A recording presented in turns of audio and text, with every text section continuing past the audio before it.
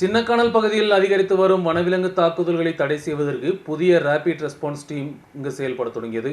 சூரியநெல்லி பகுதியை தலைமையிடமாக கொண்டு இந்த ஆர்ஆர்டி குழு செயல்படும். அதே நேரம் இந்த பகுதியில் காட்டு யானை தாக்குதல் அதிகரிக்க காரணம் யானைகளின் வழித்தடங்கள் அடைக்கப்பட்டதே என்று முதல்கட்ட தகவலும் வெளியாகியுள்ளது.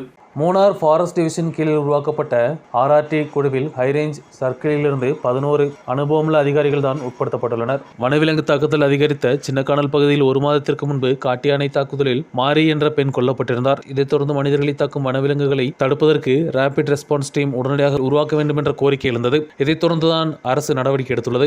இந்த பகுதியில் பார்வையிட்ட வனத்துறை அமைச்சர் உடனடியாக ரிப்போர்ட் கொடுக்க அதிகாரிகளிடம் கேட்டுக் கொண்டிருந்தார். இந்த ரிப்போர்ட்டில் முக்கியமாக யானை நடமாடும் பகுதிகள் அடைக்கப்பட்டதுதான் காட்டு யானைகள் மக்கள் வசிக்கும் பகுதியில் இருக்க காரணம் என்றும் கூறப்பட்டது. கடந்த தினம் வனத்துறை அமைச்சர் நேரடியாக இது குறித்து செய்தியாளர் சந்திப்பில் தெரிவித்திருந்தார்.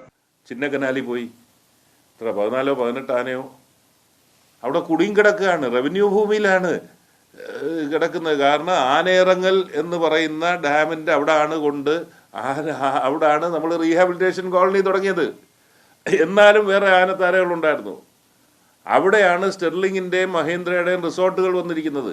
ഈ ആനത്താരയിൽ വർഷങ്ങൾക്ക് മുമ്പ് വന്നതാണ്.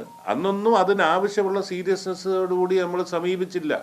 അങ്ങനെ ഓരോരുത്തർക്കും നമ്മൾ അതിൻ്റെ ഹാബിറ്റാറ്റ് ഡിസ്റ്റർബ് ചെയ്യുന്ന അനുസരിച്ച് അത് പുറത്തേക്ക് വരുന്നു. അത് ഫലത്തിൽ കർഷകന് ബുദ്ധിമുട്ടായി വരുന്നു. சுதந்திரமாக செயல்படும் ரேபிட் ரெஸ்பான்ஸ் குழுவை மிகுந்த நம்பிக்கையுடன் தான் பொதுமக்களும் பார்த்துள்ளனர்.